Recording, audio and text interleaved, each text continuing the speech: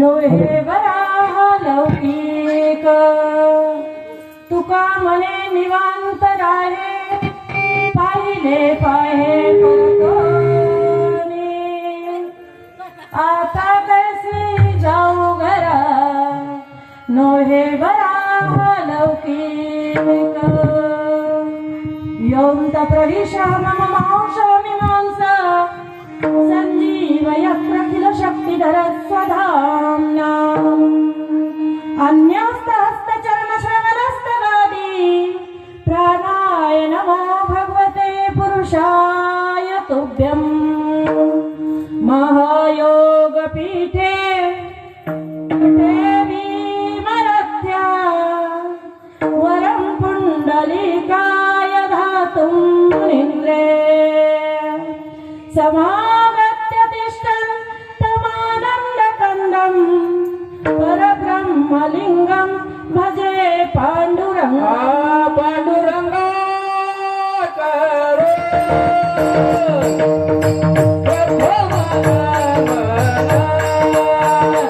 पांडुरंगा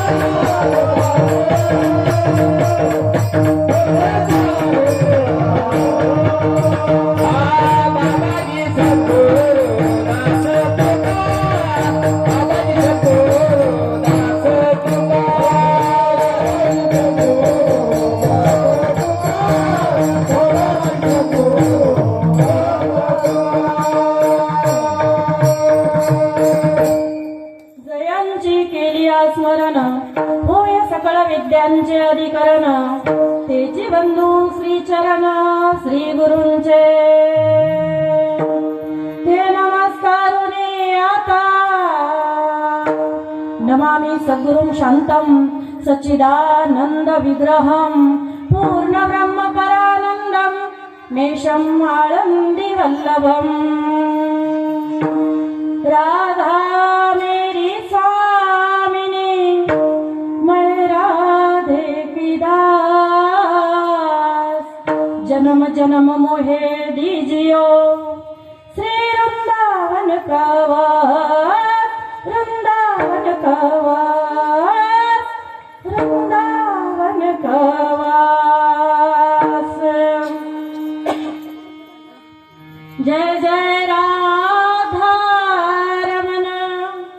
जय जय नवल किशोर जय गोपी चित चोर प्रभु जय जय माखन चोर जय जय माखन चोर जय जय माखन चोर जय जय माखन चोर आइए हनुमंत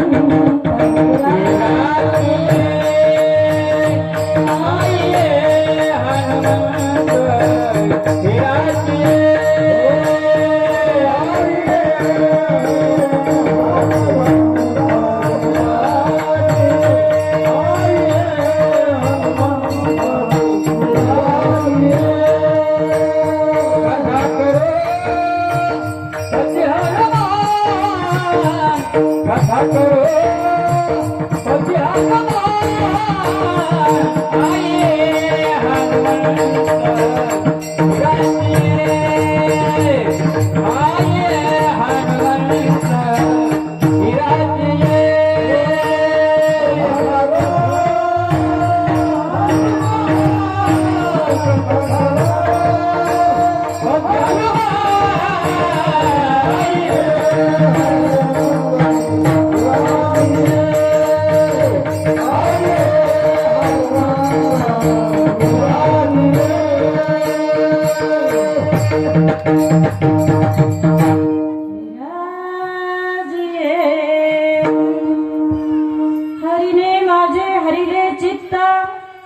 भारवित्त विसरले आता कैसी जाऊ घरा नोहे बरा हा लौकिक प्रस्तुत प्राप्त चिंतन रूपी सेवेकरिता निवडलेला अभंग रूपी गवळण श्री जगद्गुरु तुकोबाराय यांची असून अभंगाचे 4 चरण आहेत माऊली.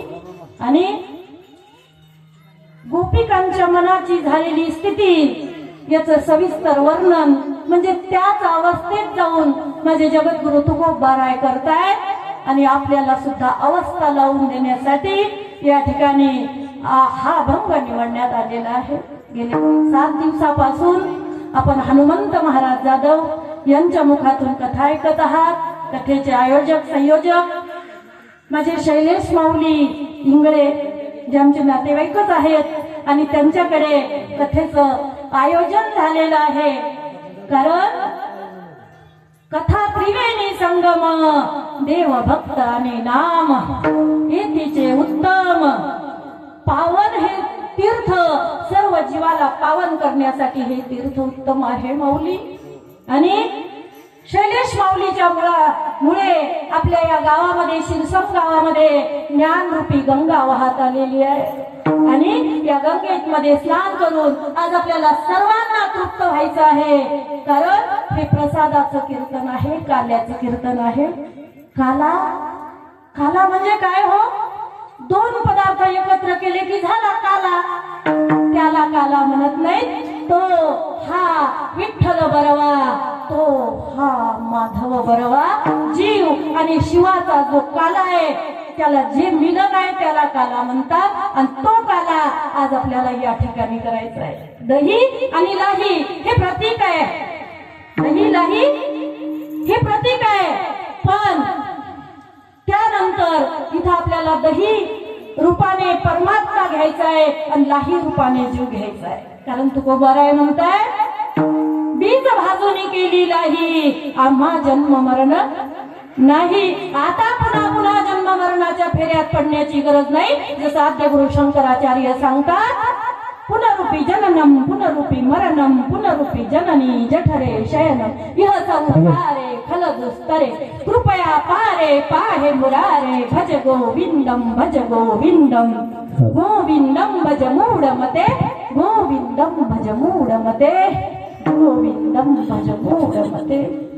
अरे बाबा दुसरं काहीतरी बोलण्यापेक्षा त्या गोविंदाचा पोवाडा रात्रंदिवस गा आणि त्या जीवाचं शिवाचं ऐक्य झाल्याशिवाय राहणार नाही याची शाश्वती मी तुम्हाला देतो असं जगद्गुरु तुकोबाराय सुद्धा हेच सांगतात. विठ्ठल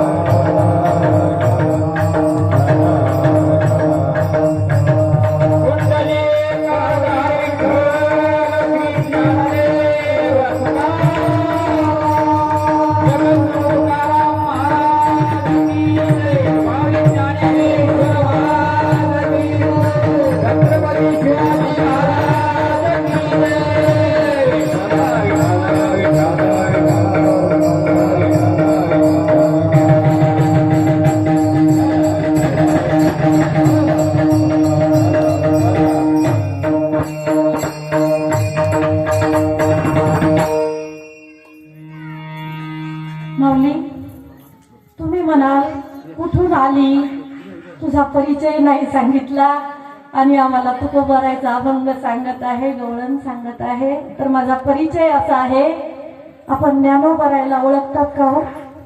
आळंदीकर ज्ञानोबाराय जे 750 वर्षापूर्वी समाधीस्थ झालेले आहे, त्यांची मी मानस कन्या आहे.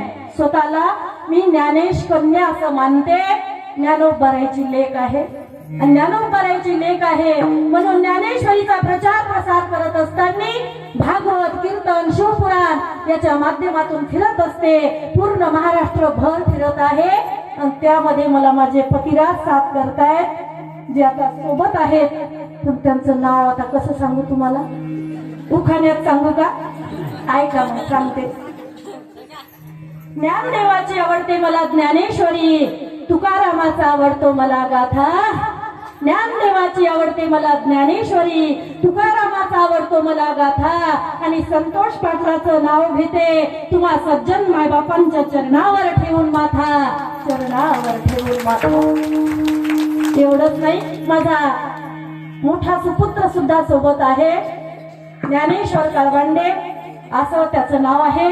आणि माझे बंधू वर्ग जे मला सर्वजण साथ करणार आहेत. मी पहिल्यांदाच इकडे आलेली आहे बाबा. माझा परिचय आपल्या सोबत नाहीये, पण होईल आता परिचय, कारण नातं असं आहे, माझ्या ज्ञानोबारायला ओळखल्याशिवाय या महाराष्ट्रात कोणी व्यक्ती नाहीये.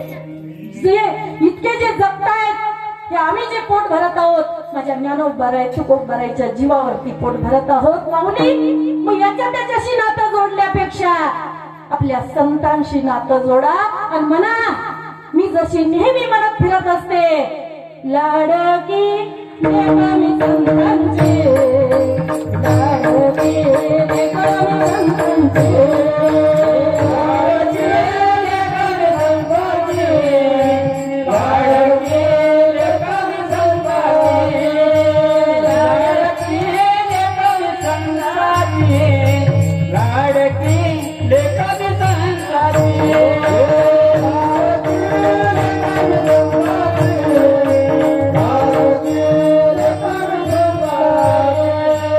मधवर कृपा बहुतांची, मधवर कृपा बहुतांची, मधवर कृपा बहुतांची, मधवर कृपा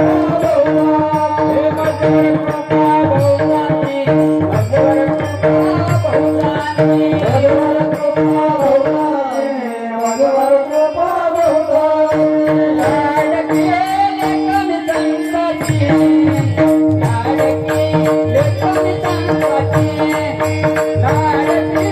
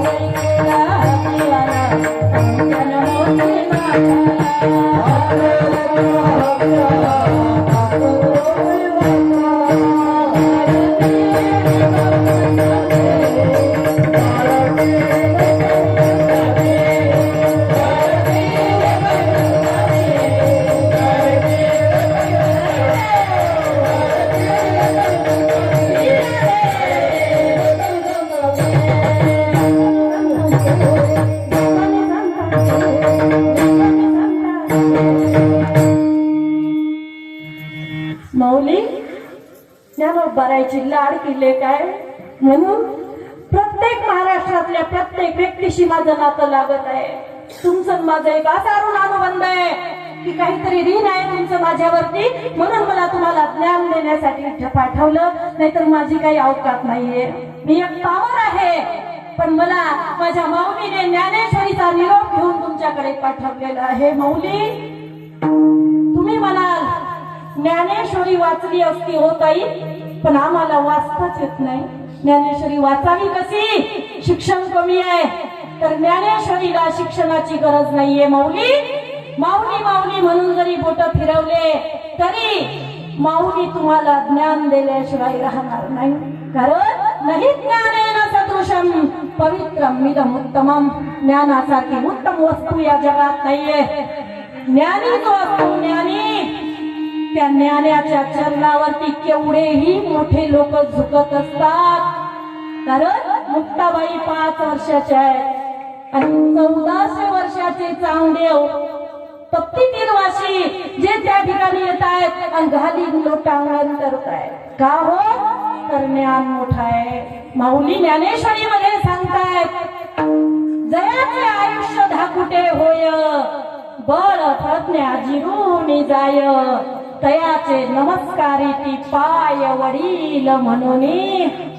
कैसे जना लागले पिसे, हे जन कसं पिस लागलंय या जनाला. म्हणतात हे बाबा म्हातारे आहेत, म्हाताऱ्या बाबाचं दर्शन घ्या. अरे म्हाताऱ्या बाबानं कधी रामकृष्ण हरीच म्हटलं नाही, कधी ज्ञानेश्वरीच उघडली नाही. ते वडील कसे ठरतील? वडील ज्ञानी आहे. जे ज्ञानी आहे तो वडील आहे. ज्ञानी हा वडील आहे. म्हणून ज्ञानाचे चरण निरंतर नमस्कारायला पाहिजे. मी नाही.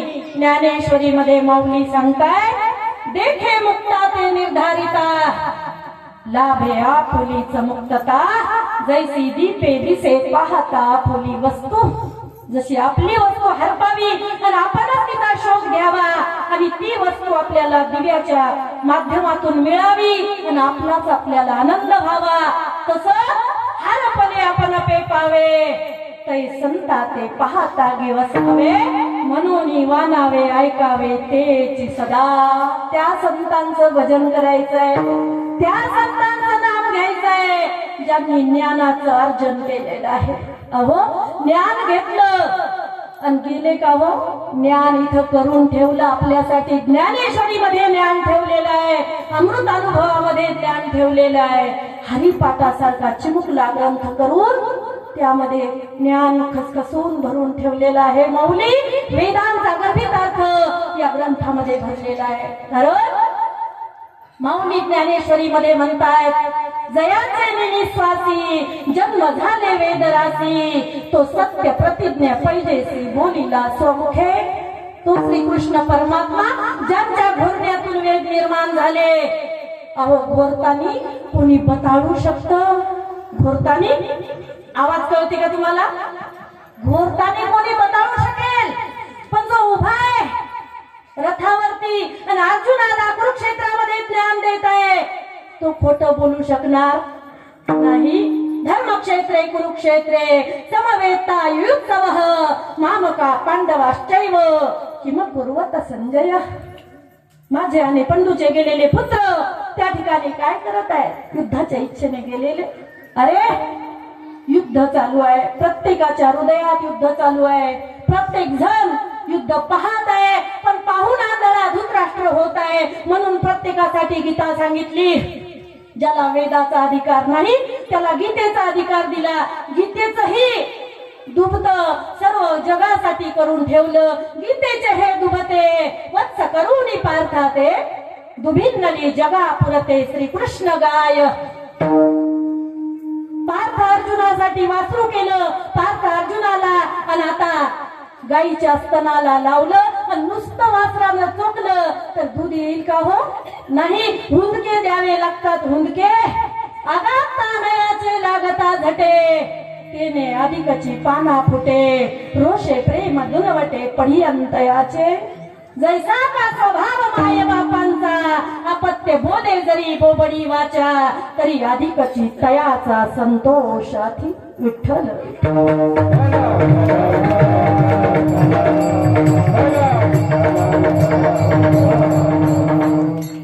म्हणून माऊली म्हणतात, तरी अवधान ऐकले दिजे, मग सर्व सुखाशी पात्र होईजे. हे प्रतिज्ञा उत्तर माझे उघड ऐका, तरी प्रौढी न बोले होजी, तुम्हा सर्वज्ञाच्या समाजी. देयावे अवधान हे माझी विनवणी सलगीची. काचे लई अंचे लळे सरती, का मनोरथांचे मनोरथ पुरती. जरी माहेरे श्रीमंती होती तुम्हायसी. ज्याचं माहेर श्रीमंत आहे त्या लेकीला काय कमी आहे. जे जे म्हटलं ते आई बाप पुरवतात. तसं आपला मायबाप म्हणजे ज्ञानी यांचा राजा आहे. आणि जर ते आपले मायबाप असतील तर आपल्याला काही कमी नाहीये माऊली. मग इथे आपण आपल्या आईनं करून ठेवलेली ज्ञानेश्वरी उघडायला तयार नाही आहोत. मग जर आपण ज्ञानेश्वरी उघडली तर ज्ञान होय अज्ञानासी आयसा वरत्या. ज्ञान होय मुढा अति मूर्ख त्या. वाचेल जो कोणी जनी त्यासी लोटावून यायला तयार आहेत. जनाबाई सारखे संत ज्यांनी देवाला बांधण्याची शक्ती ठेवली अशा जनाबाई म्हणतात जो कोणी ज्ञानेश्वरी वाचेल मी त्याच्या पायावर लोटांगण घेईल. घ्यायला तयार आहे. कारण वाचल्यानंतरच वाचता येतं. काय वाचल्यानंतर? ज्ञानेश्वरी. ज्ञानेश्वरी वाचली की काळाच्या तडाख्यातून वाचता येतं माऊली. नाहीतर काळ कोणाला सोडत नाही. घडी घडी काळ वाट याची पाहे अजूनही किती आहे. संतांनी आपल्याला वारंवार सावध केलेला आहे. संतांनी आपल्याला दुसऱ्यांची अवस्था सांगितलेली आहे. प्रस्तुत अभंगातून तुकोबराय हेच सांगतायत की मी तुम्हाला अवस्था सांगत आहे. सहस्थिती कशी असते. सहस्थिती साक्षात्कार झाली या सहज समाधी. तुका म्हणे उपाधी गेली त्याची जाण तोची ब्रह्म झाला. अंतरी निमाला पूर्णपणे झाला राहतो कैशा रीती. त्याची आता स्थिती सांगतो मी तुम्हा ऐका मनोगत. राहतो मूर्खावत जगा माझी जगात पिसा. अंतरी शहाणा सदा ब्रह्मी जाना निमग्न तो सदा. जैसा मकरंद अंतर्बाह्य भेद वेगळाले. भ्रमर गुंतले सुमन कैके. हे तर समजते ना. 12 अभंग कोणाकोणाच्या पाठ आहेत. आता जे मी म्हटले आईच्या पाठ आहेत 12 अभंग. माऊलीचे तुकोबरायचे एवढे उपकार आहेत या जीवावरती की आपल्याला ब्रह्म बनवण्यापर्यंत त्यांनी आपलं हित केलेलं आहे माऊली. पण आपलं दुर्दैव असं आहे की आपण हे ग्रंथ पाहायला तयार नाही आहोत. मग काय केलं संतांनी पायात चाळ बांधले आणि आपल्या पुढे भाऊरूड गायले. आपल्या पुढे गवळणी गायल्या गवळणी. आणि आपल्या सोप्या भाषेत देहावरील अभंग रचना केली आणि सोप्या भाषेत आपल्याला वाङ्मय कळवून दिलं माऊली. तरी आपण भाऊरूडाचं भारूड करून टाकलं. गवळणीला डीजेच्या चाली लावल्या आणि त्याच्यावरती नाचत आहोत. पण दुर्दैव आपल्याला कळत नाहीये माऊली. आज कळणं जरुरी आहे. का जरुरी आहे तर किती जन्म झाला जी फेरा गणित नाही जी दातारा. किती वेळा जन्मा यावे नित्य भावे फजित. म्हणून या जीव भ्याला शरण गेला विठूशी. त्या परमात्म्याला शरण जा. त्याचं गोविंदाचं गुणगान करा. आणि जर तुम्ही गुणगान केलं तर सहज स्थिती लागेल. आणि सहज स्थिती म्हणजे सहज समाधी. चालता बोलता समाधी जशी गवळणीला लागली. आता बघा गोकुळातला प्रसंग आहे एका दिवसाचा. एक गवळण गवळण साथे निघाली. उडीवरती उडी ठेवलेली आहे आणि गवळण चाललेली आहे. गवळण गोरस म्हणू विसरली.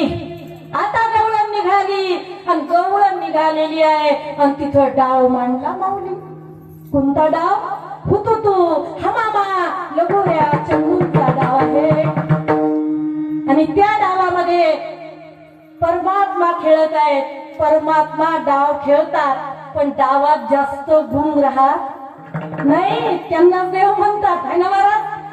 देव खेळतो डाव पण डाव खेळून डावात कधी सापडत नाही. खेळ खेळी पर डाई न सापडे तो एक खेळिया भला रे.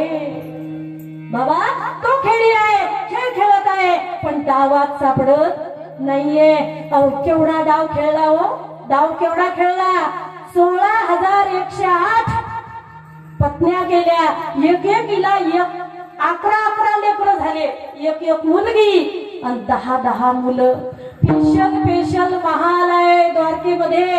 महाराजांनी सांगितलंच असेल आपल्याला, पेशल महाल आहे, पण तरी सुद्धा परमात्मा ब्रह्मचारी आहे. खेळ खेळे पर डाईन सापडे, तो एक खेळिया भला रे. कारण तुका म्हणे तुका म्हणे नटधारी, भोग भोगुनी ब्रह्मचारी. परमात्मा ब्रह्मचारी आहे का हो? जो खेळ खेळतो पण डावात सापडत नाही, तसाच परमात्मा आता डावात खेळत आहे, पण लक्ष गवळणीकडे आहे. गवळण दुडीवर दुडी घेऊन मथुरेच्या बाजाराला चाललेली आहे.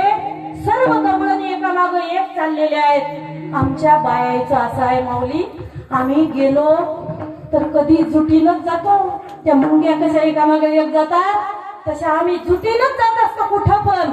दुडीवर दुडी गवळण सातारी भाली, गवळणी बोलते वनवी सराली. गोविंद घ्या कुणी दामोदर घ्या गे, गोविंद घ्या कुणी दामोदर घ्या गे, गोविंद घ्या कुणी दामोदर घ्या गे, गोविंद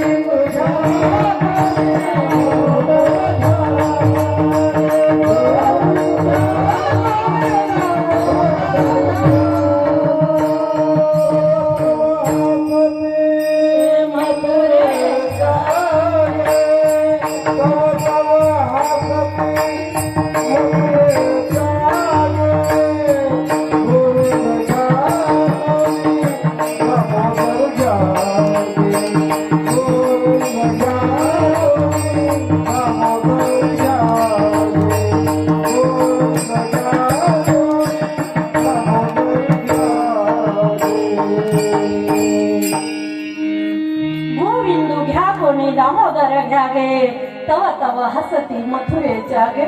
ज्या कृष्णाकडे पाहून गेल्या त्यांच्या सुद्धा नैनाने पाहिला आणि मनात बसला परमात्मा. कारण परमात्मा तिरक्या नजरेने पाहायचा पण गोड हसायचा. काकी कुठं चालल्या तो? एवढं म्हटलं झाली ती गवळण घायाळ.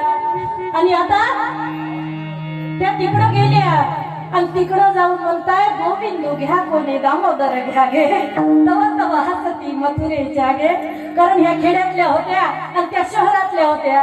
खेड्यातल्या बाया वेड्या म्हणतात, समजतात त्या. अहो खेड्यातली बाई कधी वेडीच नसते, कारण खेड्यातल्या बाईच्या डोक्यावर असते पदर. खेड्यातल्या बाईच्या डोक्यावर असते पदर आणि म्हणूनच समाज करते तिची कदर. म्हणूनच समाज करते तिची कदर. शहरातल्या बाया गाऊन घालतात आणि खेड्यातल्या बायाला वेड समजतात, पण ही त्यांची चूक आहे. खेड्यातल्या बाया वेड्या कधीच नसतात. इथं आहे काय? दही दूध तूप लोणी आणि म्हणतात काय? गोविंद घ्या कोणी दामोदर घ्या.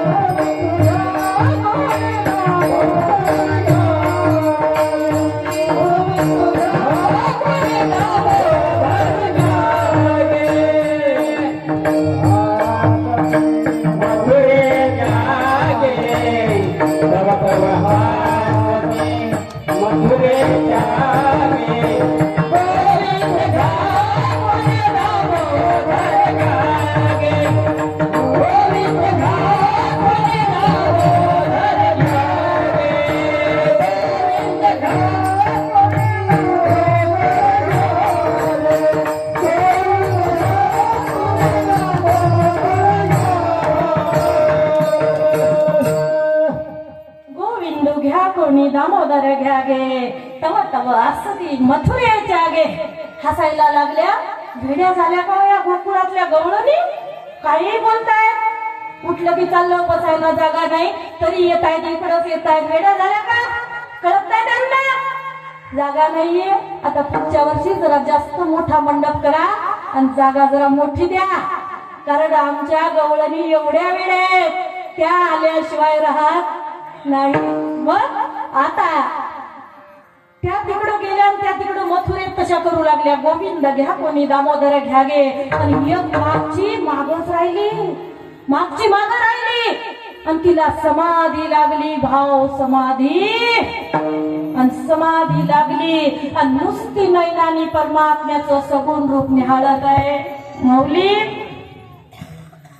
सगुण रूपापुढे, या सगुण रूपापुढे वैकुंठाचं राहणं सुद्धा तुकोबर आहे. तुच्छते बापुढे म्हणतायत नको ब्रह्मज्ञान, आत्मस्थिती भाव, मी भक्त तू देव.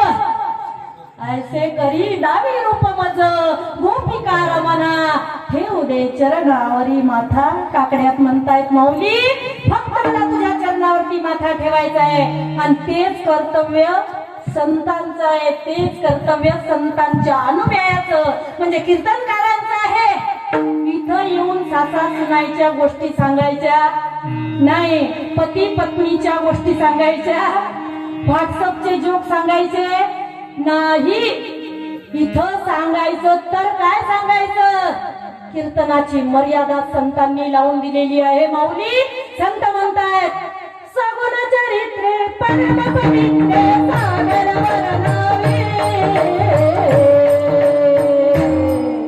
सज्जन वृंदे मनोभावे आधी वंदावे, सज्जन वृंदे मनोभावे आधी वंदावे. सगुण चरित्रे पवित्रे सागर वर्णावे,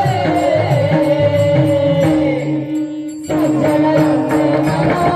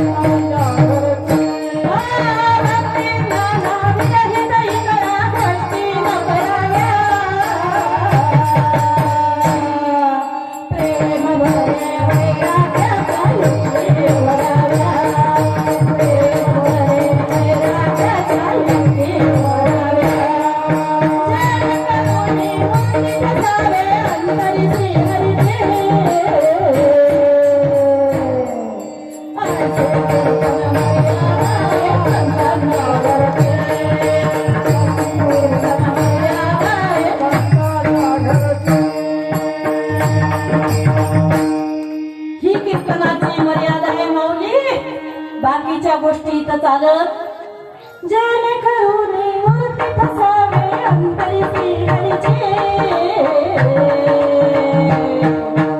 ऐसे कीर्तन मर्यादा आहे संतांच्या घरचे, ऐसे कीर्तन मर्यादा आहे संतांच्या.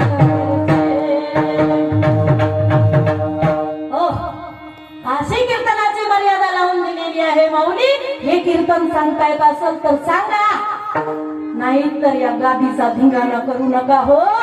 पाप लागेल तुम्हाला, पाप. कारण पुण्य करिता झाले पाप, दूध पाजूनी पोशिला साप.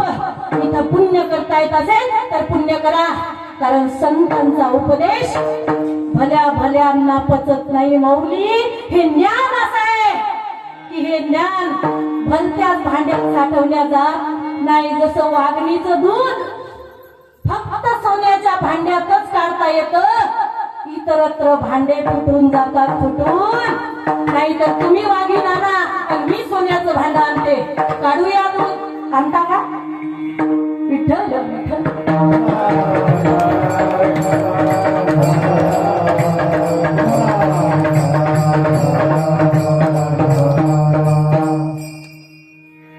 ज्ञानासारखी पवित्र वस्तू या जगात नाहीये. गोकुळीच्या लोका झाले ब्रह्मज्ञान, केली या वाचून जपत. जप तप करायची गरज नाही, कारण नित्य नाम घोष जयाचे मंदिरी, त्याची काशीपुरी तीर्थक्षेत्र. वाराणसी तीर्थक्षेत्र नाशा आहे, अविनाशासी पाहे नाश कैसा. एका तासा माझी कोटी वेळा सृष्टी होता त्याची भेटी दुःख कैसे. त्या हरीची भेट झाल्यानंतर दुःख अहो दुःख ते कैसे नाही याची स्वप्नाची मुक्ती मुक्ती झाल्या कामारी दासी आता इथं मुक्ती आणि मुक्ती इथं कामारी दासी होऊन राबायला तयार आहे असं ब्रह्मज्ञान उघड गोकुळाला आलं हो का हो तर पुण्य फळाला आलं माऊली पुण्य फळाला कधी येतं माहिती आहे पुण्य फळले बहुता दिसा पुण्य फळले बहुता दिसा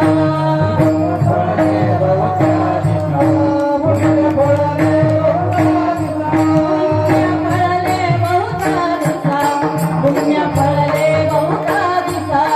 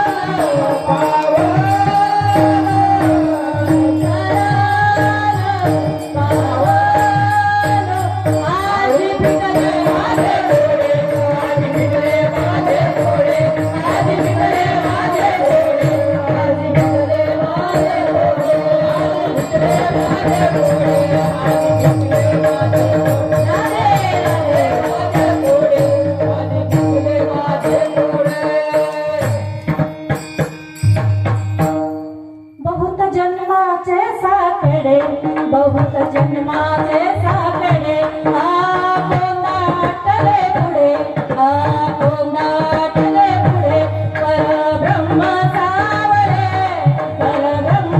सावळे आज भिटले माझे कोडे आज भिटले माझे कोडे आज भिटले माझे कोडे आज भिटले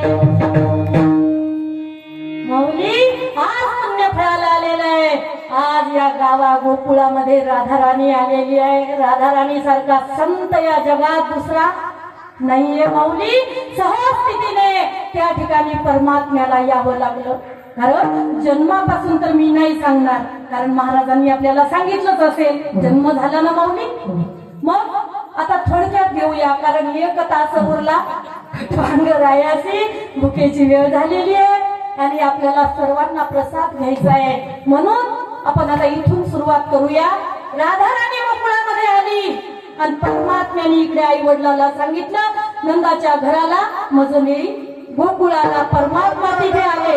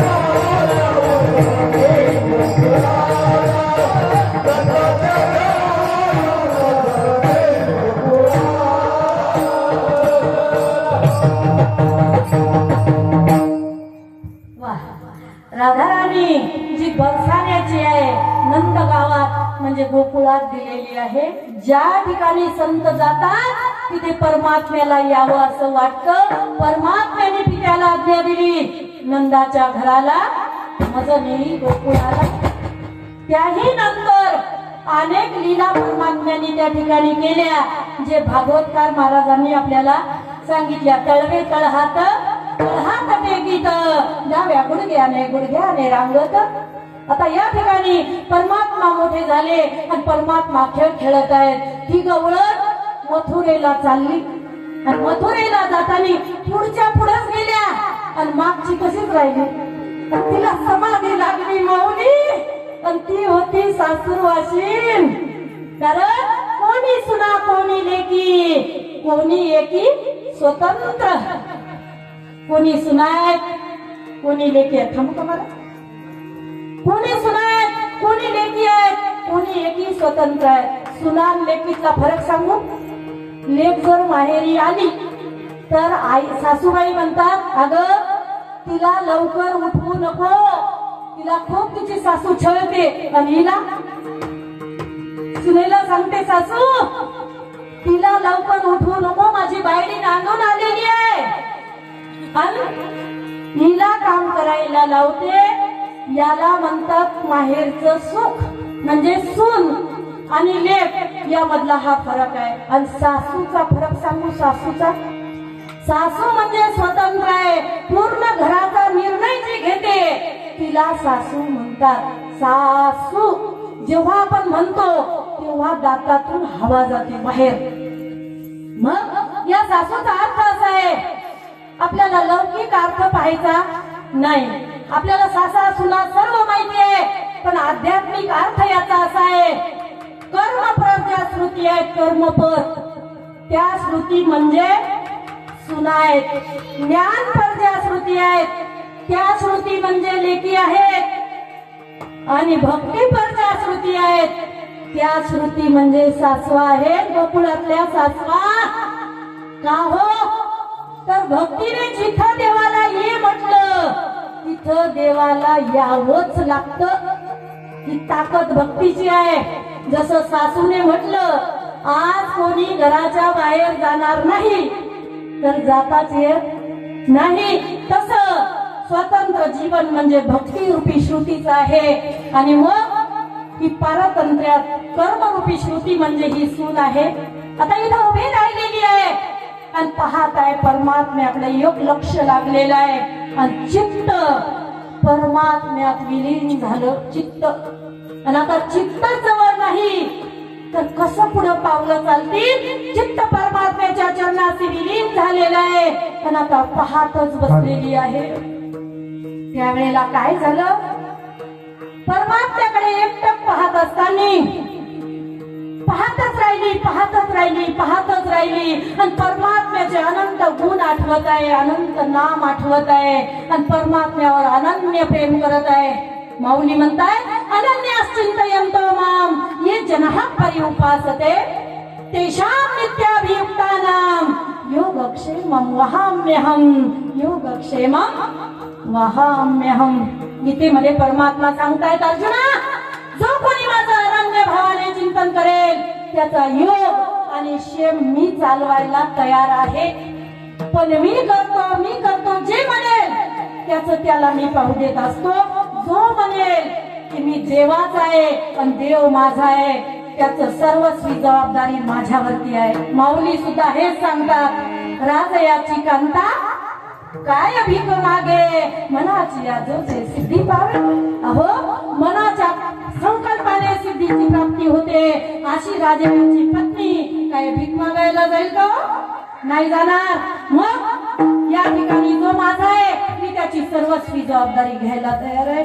आता गोपिका वृंदावनामध्ये आहे, गोपिका गोकुळामध्ये आहे आणि इकडं तुकोबाराय देहू मध्ये आहे. तुकोबारायच्या देहू मध्ये जाऊन नामदेव देवे केले स्वप्ना माझी जागे सवे पांडुरंगे येऊन या सांगितले काम करावे कवित्व वाहुगे निमित्त बोलू नये. तुकोबारायला सांगितलं कवित्व कर कवित्व. तुकोबाराय म्हणतात मला रागही कळत नाही, रागिणीही कळत नाही आणि कवित्व काय असते ते तर मला काहीच कळत नाही. मी काय करू? त्यावेळेला सांगितलं जे जे तुझ्या मुखातून अक्षर निघतील ते कवित्व ठरेल. आणि तुकोबाराय कवित्व करायला लागले. भाव समाधी तुकोबारायला सुद्धा लागली आणि तुकोबाराय गवळणीचं वर्णन करत आहे त्या अभंगाच्या प्रथमच्या हरी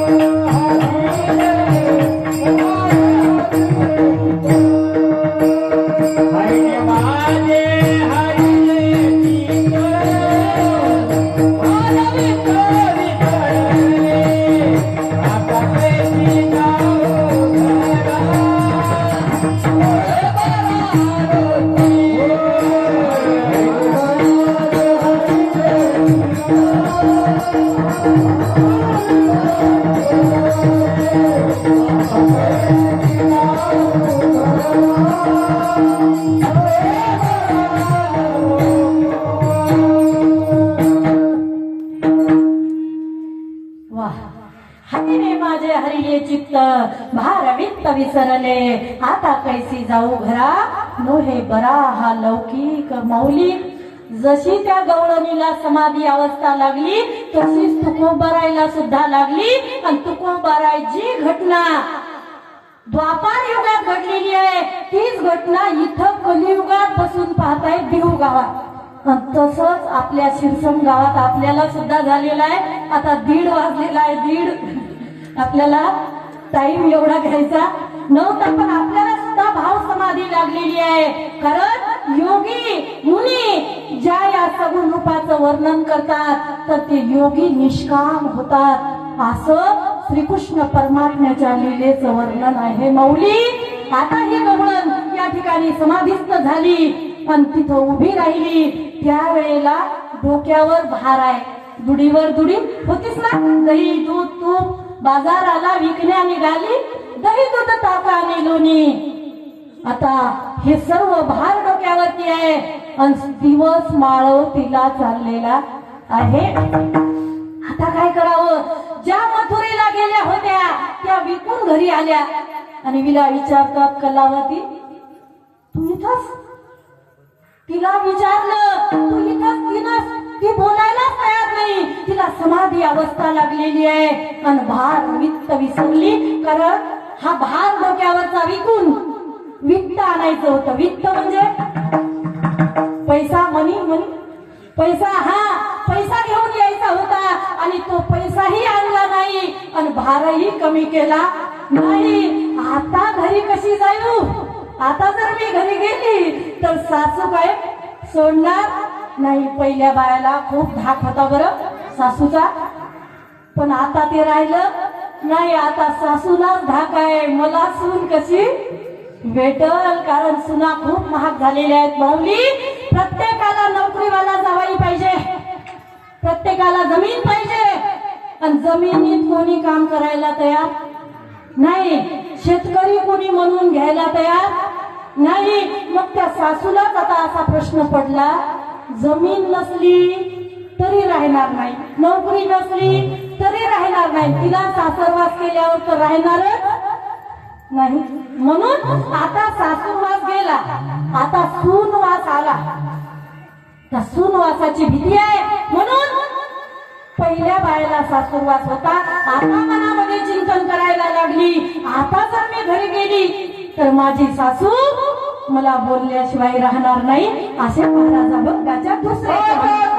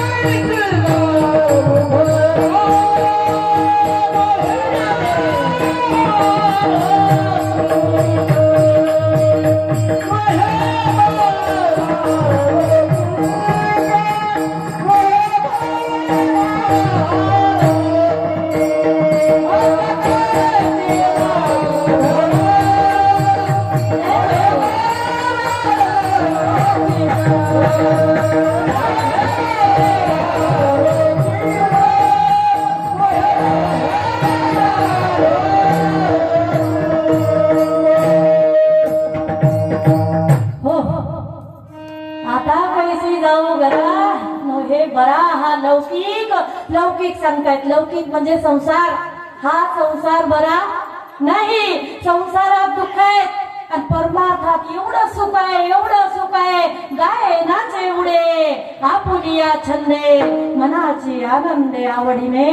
माऊली, परमार्थामध्ये दुःखाचा लेश नाहीये आणि लौकिकात सर्व विचार केला तर दुःख आहे.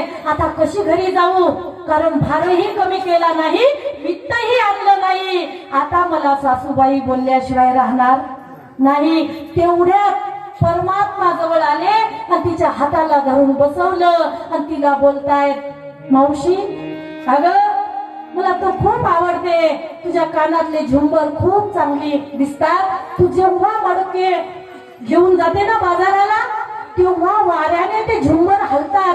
तू इतकी सुंदर दिसते, इतकी सुंदर दिसते की मला वाटते मी यशोदा मैयाच्या पोटी न येता जर मी तुझ्या पोटी आलो असतो तर. आता हे जर अशा स्त्रियांना म्हटलं की स्त्रीचं पूर्ण अंतकरण पगडायला काही वेळ लागत नाही, तसंच तिचं झालं. आणि आता तिने विचार केला की जर हा नंदाचा लाला मला गोड गोड बोलत आहे आणि हे जर कोण पाहिलं आणि माझ्या सासूला सांगितलं तर माझ्या घरचे कुट्टी खातील. कुट्टी म्हणजे कुट्टी का? बैल खातात ती कुट्टी का? कुट्टी खाणे म्हणजे आपला द्वेष करणे, राग करणे. मला कुठे खातील आणि मला आता यापासून त्रास होईल का, असं लौकिकातला विचार आला आणि मनाला भीती वाटायला लागली. असं महाराज अभंगाच्या तिसऱ्या चरणात सांगतात.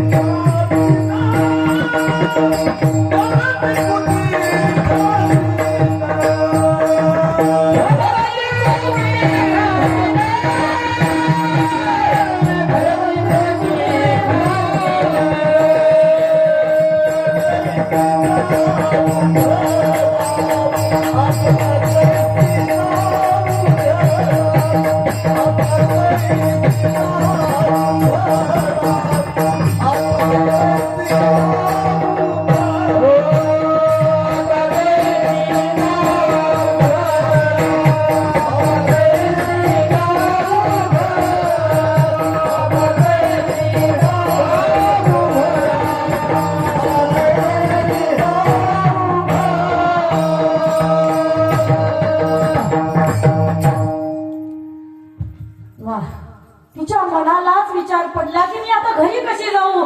जर घरी गेली तर घरचे पुटी खातील, आता काही खरं नाही. अशी अवस्था तिच्या मनाची झाली. तुकोबाला देहूतून म्हणजे द्वापार युगात जाऊन, कलियुगातले तुकोबाराय द्वापार युगात जाऊन तिच्या मनाची अवस्था, त्या गोपिकेच्या मनाची झालेली अवस्था वर्णन करतायत. ही अवस्था कशी झाली असेल हो, तर ही अवस्था ज्या गोष्टीने होते त्याला अनुग्रह म्हणतात. अनुग्रह. अनुग्रह कोण कोण घेतला, हात वर करा बरं. सद्गुरूचा अनुग्रह. सद्गुरू कोण कोण केले, हात वर करा. आम्ही केले, आपण करावं हात वरी दोघ जण. आम्ही दोघांनी केला. महाराज तुम्ही अनुग्रह घेणारे काही जीव आहे तिथं. अनुग्रह ज्या जीवाला झाला त्याला सहज समाधी लागते. आणि हे विश्वाची माझे घर ऐसी मती जयाची स्थिर, किंबहुना चराचर आपण झाला. प्रत्येक धर्माचा परित्याग करून त्या परमेश्वराची तो जीव शरण जातो. अनुग्रह झाला राधाराणीचा. गोपिकांना अनुग्रह कोणाचा आहे, राधाराणीचा.